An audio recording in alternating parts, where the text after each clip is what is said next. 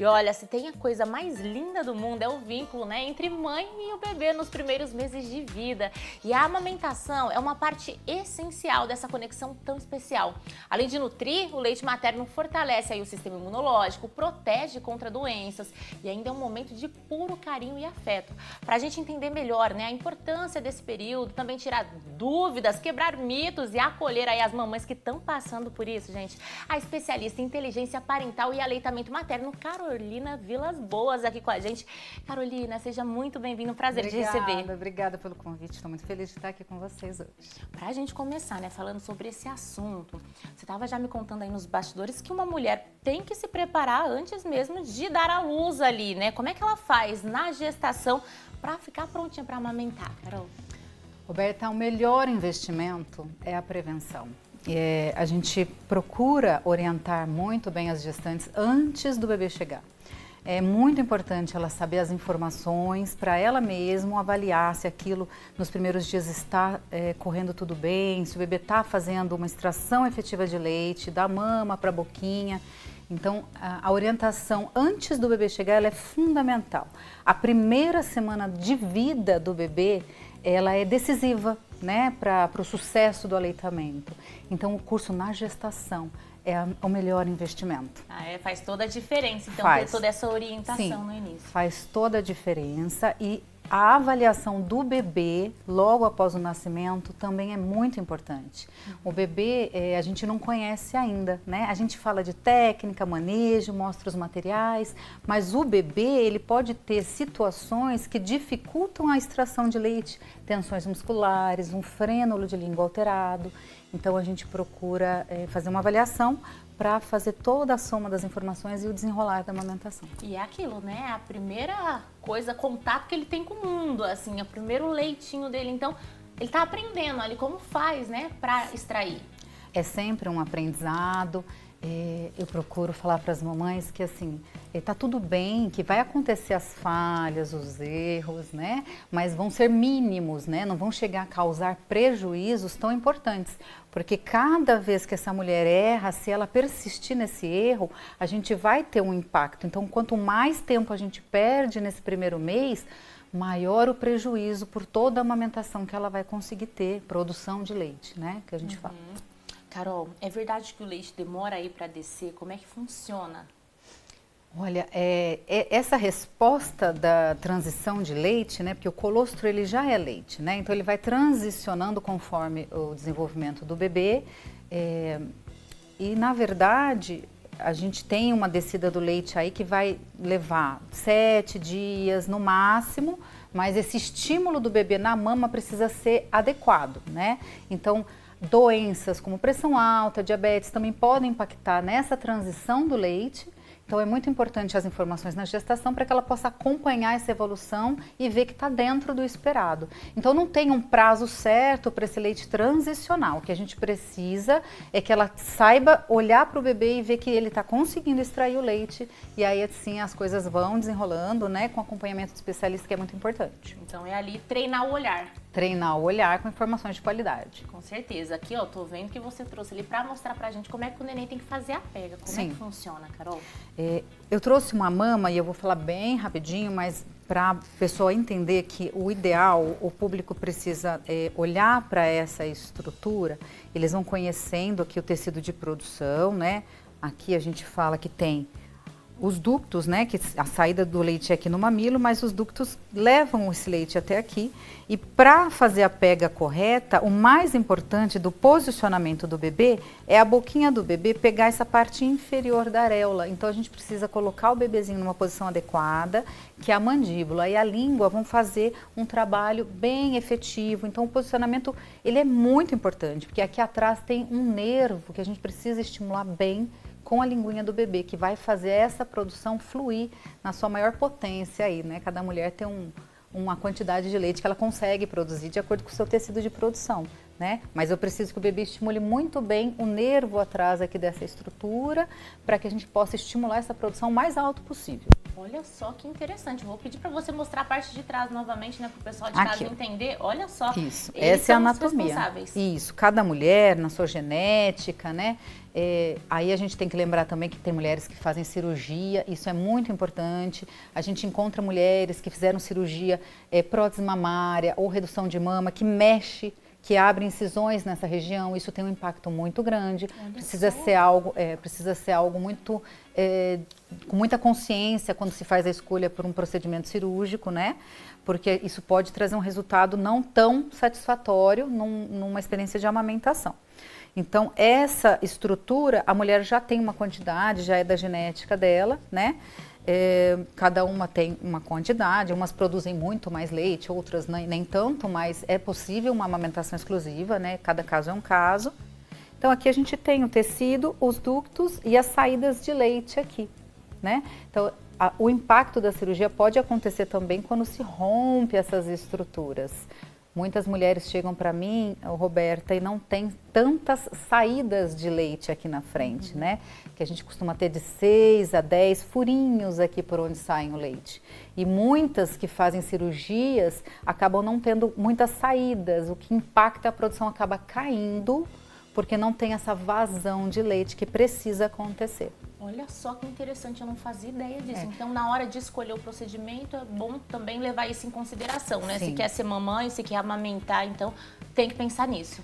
Tem que pensar nisso, tem que pedir uma avaliação. Se você é mãe ou se você pode ter até uma segunda experiência melhor do que a primeira, se você já operou, mas se você é mulher e deseja ter uma gestação e amamentar o seu bebê, tem que pensar, conversa com um profissional especialista, veja a possibilidade de se fazer uma cirurgia antes, qual o impacto, né?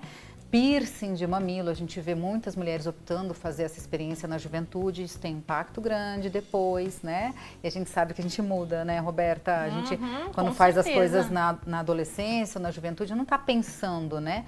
Mas a gente se desenvolve, depois muda tudo, quer ser mãe e, de repente, um desejo de amamentar aí que não vai ser aquela experiência que se sonhou.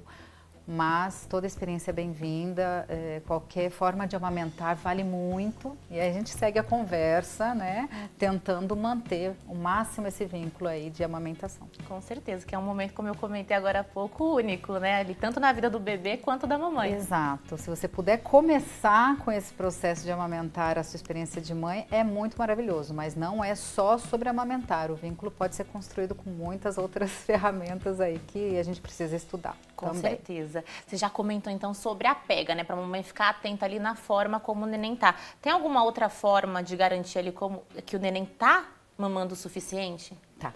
Bom, aqui eu gostaria de passar essa mensagem para as mamães que sempre que for posicionar o bebê no seio, que faça de baixo para cima.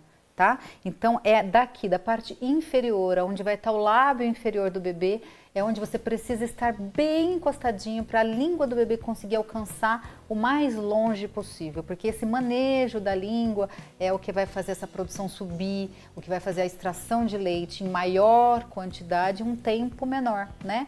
Às vezes o bebê fica horas no peito, não tá certo. Por quê? Porque não tá extraindo o leite adequadamente, né? Então ele precisa ficar muito tempo para tirar aquilo que ele precisa. E aí acaba cansando a mulher, né? E desmotivando. Então, encostar bem o queixinho, afundar o queixinho mesmo na parte inferior, para que esse bebê consiga usar o recurso que ele tem da melhor forma possível. Então, essa é uma dica que é um posicionamento que não vai machucar o seu mamilo, e se isso não estiver acontecendo, se não estiver fluindo, é muito interessante buscar uma avaliação com o especialista. Com certeza. Você comentou aí sobre essa questão, né, de machucar o mamilo. Quero saber se dói para todas as mulheres, dói amamentar no começo? A dor que a gente fala que é uma experiência comum entre as mulheres é uma assadura nessa região, uma adaptação que você vai sentir aí no máximo 20 dias no início, mas ela é gradual e vai melhorando. Isso não abre feridas, não sangra e não te impede de amamentar, porque a dor é o fator mais, em primeiro lugar, que faz uma mulher desistir da amamentação. É verdade. Então, se você está tendo dor e se você está vendo que está abrindo feridas, é sinal de pega errada. Ou é uma técnica que não está legal, ou o bebê tem alguma situação que precisa ser olhado, trabalhado, né? A gente é um trabalho transmultidisciplinar, eu falo, né? Porque o bebê precisa, às vezes, de uma avaliação de um fono ou de um osteopata. Então, a gente tem toda uma rede de profissionais envolvidas, né? A gente divide a amamentação naquela parte que seria uma amamentação fisiológica, que eu corrijo a técnica e a coisa desenrola, vai super bem. E a gente tem aquela questão da amamentação patológica, que é onde a mulher ou tem uma cirurgia, ou o bebê tem alguma situação. Uma coisa muito comum é os bebês, Roberta, que ficam posicionados sentados dentro da barriga, porque isso impacta muito quadril e frênulo, tá tudo ligado, né? Então, bebezinhos que não ficaram numa posição cefálica, cabecinha para baixo, precisa olhar, porque pode ter impacto no aleitamento. Então, é sempre importante saber identificar essa primeira semana de vida, se a coisa está indo bem. Se você perceber que não, já é hora de chamar uma avaliação do bebê também. Nossa, um especialista. Impressionante, né? Tudo tá relacionado. Tem muita coisa nesse universo. Já trouxe bastante dicas, né? Eu quero agora que você me diga sobre a questão, né, do preparo da mama. A minha chefe estava aqui comentando, né? Minha diretora estava comentando aqui que às vezes muitos médicos não orientam ali, né, a mamãe. Pós o bebê nascer, como é que faz a higiene da mama? Pode colocar o neném direto? Como é que funciona esse processo da amamentação mesmo antes, né, dele pegar a pega? Roberta, a higiene, na verdade, nem é recomendada, né? Porque essa flora, essas bactérias, é muito importante o bebê ter contato. E a mãe e o bebê praticamente estão na mesma flora microbiana aqui, né? Então, a higiene, na verdade, a gente evita passar hidratante, evita passar sabão. Quando você vai tomar um banho, passa só a mão com a água, só, né? A gente não joga nem água quente, para alguns casos, é uma das orientações. Agora, ficar higienizando toda hora que o bebê vai para o seio, não tem necessidade, porque o que tem ali o tempo todo é o leite pingando praticamente, né? É importante o bebê sentir esse cheiro para que ele relaxe, faça uma boa abertura de boca, esse contato, né? Essas informações sensoriais para o bebê são muito importantes. Então, não tem necessidade, o bebê ele não é estéril, né? Ele precisa ser limpo, né? Lógico que se você tiver uma sujidade, eu não sei de que forma poderia ser, né? Mas aquela microbiota, aquele leite ali, não tem problema nenhum. É muito importante essa mulher não deixar o peito com concha, abafado, quente, úmido o tempo todo, porque isso vai proliferar uma flora aí, né, de fungos, e a gente não quer, então, que ela tenha uma doença relacionada a isso, né, que é a candidíase mamária, por exemplo. E aí sim o bebê acaba se contaminando, ou um bico artificial do bebê também com fungo pode fazer a infecção cruzada e eles desenvolverem, né, tudo isso. Então, partindo do princípio que é uma mãe que não está com nenhum problema, isso já também, não tendo problema, não temos esse problema, vamos continuar amamentando. Sinais de infecção, coceira, ardência, algo que te impede de amamentar precisa ser avaliado. Carol, e a preparação da mama ali, no caso? Tipo, é necessário fazer alguma massagem para liberar mais leite? Precisa. O bebê não deve ir para o seio com a mama congestionada, muito cheia, tensa, né? Então imagina uma bexiga de festa, Roberta, que você tenta abocanhar e você não consegue segurar aquilo na boca. É um bebê com o peito muito cheio. Então se você tira um pouquinho, faz uma massagem, ordenha com a mão, uma ordenha de alívio, 10 minutinhos, não vai com bomba não, vai com a mão. Esse é um cuidado que a gente deve ter no começo, porque a bomba estimula a produção, né? Então, se você está com problema de congestão, você não deve usar bomba. E aí você solta um pouquinho aquela tensão do peito, conseguindo fazer aqui, ó, vamos mostrar. Conseguindo fazer aqui uma preguinha, né? Dessa mesma forma é a bexiga de festa mais molinha, você já consegue, né, fazer aquela prensa na boca, né? E o bebê precisa ter, então, essa maleabilidade aqui do tecido para ele conseguir fazer uma pega bem adequada, profunda e não machucar. Então, o preparo da mama, você pode massagear qualquer processo de vibração, de chacoalho, que a gente fala, é um shake mesmo, né? Por quê? Porque o leite ele fica numa viscosidade de álcool gel dentro da mama. E você agitando, massageando, provocando esse calorzinho, ele fica fluidinho e sai com muito mais facilidade pelo mamilo. O bebê ele quer chegar e já quer ver o leite saindo. Então você precisa facilitar para que ele logo se organize ali no seio, né? Porque eles são um pouquinho descoordenados no começo. A cabeça vira, as mãozinhas vai para os lados, né? Você tendo fluxo de leite, ele já se organiza. Para o bico do peito, tem algum preparo específico também? Porque às vezes muitas mamães, né, de primeira viagem, por exemplo, não tá com ele preparado. Culturalmente, a gente tinha essa informação de preparar a mama na gestação. Esfregando com bucha, passando pomadas, né? Hoje a ciência já traz essa informação, não precisa preparo, não passe nada, não esfregue, não faça nada. Nem no pós, ali, nascimento imediato, a gente não indica pomadas também, porque a pomada faz a pega do bebê escorregar. Então, eu sei todas as mães vão concordar comigo aí, que a gente sai do hospital com uma receita de pomada para passar. E a pomada é uma das questões que pode desencadear uma pega errada, uma obstrução de ducto de saída de leite. Então não tem indicação. Ela sabendo manejar, pedindo uma avaliação, caso ela não esteja, né, conseguindo ali, pomada nunca vai ser a primeira indicação nesses casos, tá? Então o preparo mesmo é a informação de qualidade. É um curso antes do bebê chegar. Com certeza faz toda a diferença. Toda a diferença. A gente comentou agora há pouco, né, sobre o processo da adaptação aí da amamentação no iniciozinho. Você comentou que é normal doer até 20 dias. Muitas pessoas, quando essa dor, né, se mantém, procuram aí o laser, você estava me contando. Laser. E ele é meio polêmico, né? Não é bem assim da forma que o pessoal tem usado. Exato. Conta pra gente. O laser, ele é uma ferramenta que a consultora leva na bolsa. Ele está incluso no atendimento quando indicado. Ele tem propriedades anti-inflamatórias na aplicação, analgésicas e cicatrizantes. Assim também como ele faz fototerapia, que é quando existe uma infecção fúngica, a gente aplica um corante, usa um protocolo de luz aqui para tratar a infecção também.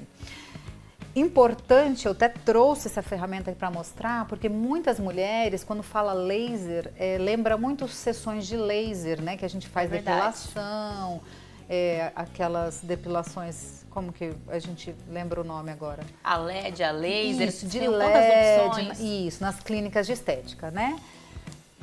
Aí eu gostaria de avisar todas as mamães que se alguém quiser vender 10 sessões de laser para cicatrização de lesão mamilar, isso não existe, não é efetivo, ele não faz milagre.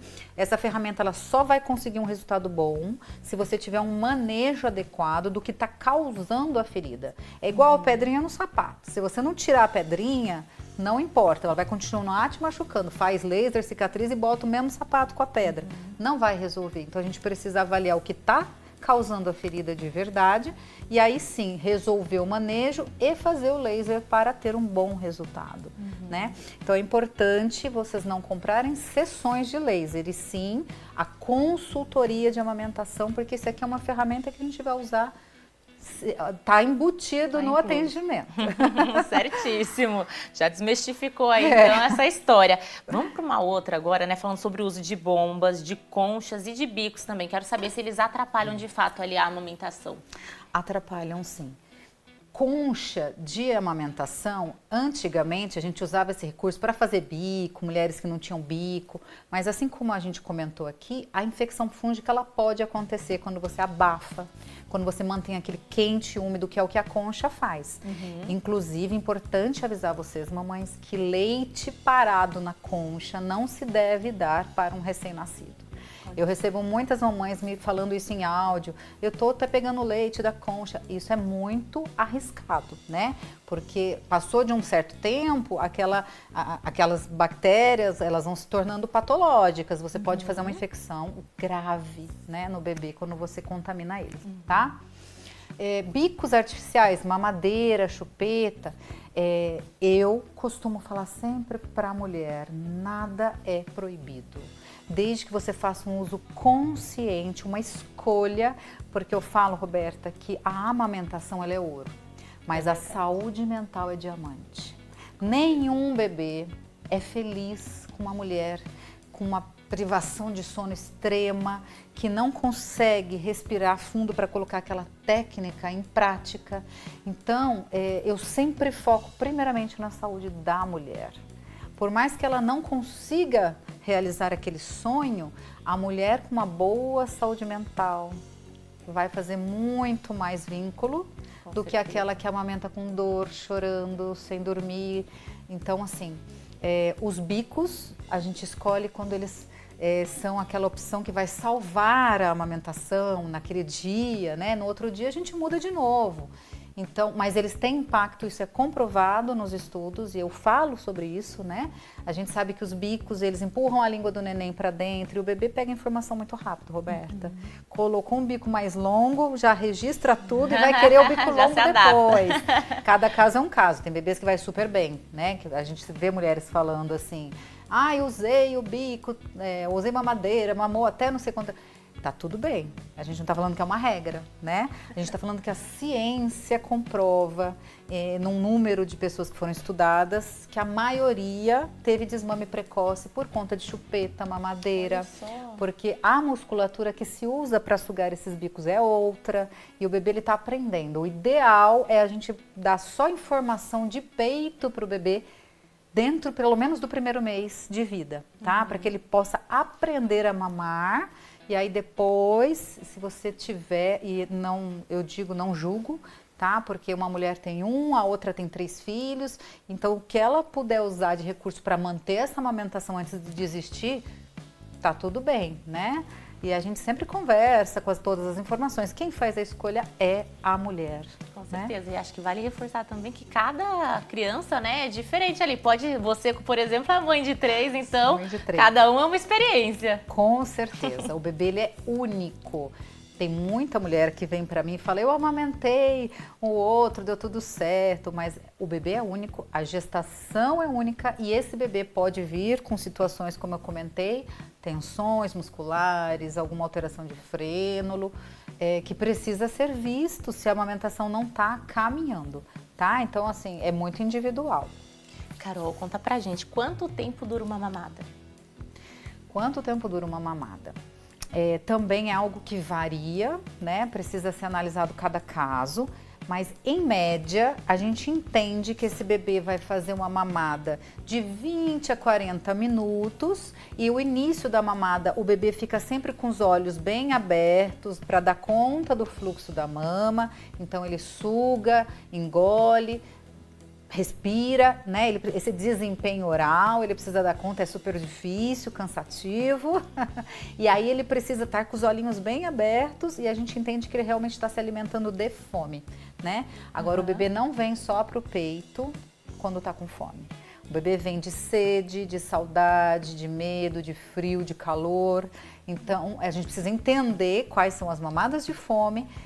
E o segredo ouro aqui é foco nas fraldinhas, né? Elas entregam. Só sai o que entra, né? Um bebê que mama bem, faz bastante xixi, bem clarinho, translúcido mesmo no final da primeira semana de vida. E o cocôzinho abundante também, de 4 a 6 evacuações em 24 horas, com conteúdo bom, amarelinho, né? Esse bebê não precisa nem pesar, você sabe que ele está ganhando peso. Olha que maravilha. É certo seguir horário ou seguir aí essa ideia de livre demanda também não tem problema? Livre demanda ou 3 em 3 horas? Cada caso é um caso também, né? Mas vamos pensar num bebê que acabou de chegar. Esse bebê, ele precisa de uma atenção extra, né? Eu preciso ver essa fralda acontecendo na primeira semana. E eu também penso que o ganho de peso precisa acontecer, porque senão a gente vai caminhar para uma desidratação, para uma hipoglicemia. Se eu deixar livre demanda e o bebê caminhar para isso, ele vai se afundando, né? E vai mamando cada vez menos. Ele vai ficando amarelinho, desidratado, não ganha peso, não tem força para sugar. Então aí nós temos esses 2 caminhos, né? Eu prefiro que a mulher dê muito mais volume nessa primeira semana, que não fique esperando a reservinha do bebê, não. Como a gente ouve muito por aí, que o bebê tem uma reserva, ok, mas se a mama também não foi estimulada lá no hospital e esse bebê for caminhando para esse lado que eu falei, as coisas vão se perdendo, né? Então, no começo eu não acho que tem que ser livre demanda e nem 3 em 3 horas. Eu preciso estabelecer ali uma rotina de oferta, olhando fraldas, e eu vou sempre conversando com as mães no WhatsApp, elas me mandam fotos, porque o amarelo de uma não é o amarelo da outra e eu quero olhar tudo, né? E como sempre acontece, elas falam às vezes, cocô tá amarelo e não tá o amarelo que eu quero, né? Tá um marronzinho dourado e aí eu preciso falar, dá mais, vamos lá. Então cada caso é um caso. No começo não acho que tem que deixar livre, não acho que tem que ser 3 em 3 também engessado, é muito individual. Eu prefiro olhar a mulher, a criança, a dinâmica familiar, né? Mas depois, ganhando peso, pesou com 7 dias, pesou com 15 dias, tá indo a curvinha, né? Subindo, gradual, crescente. Aí a gente libera a livre demanda. Ah, que maravilha. Carol, nosso tempo tá quase acabando, mas antes eu quero saber qual que é o papel do parceiro, ou se não da rede de apoio também, né? Na amamentação, é muito importante.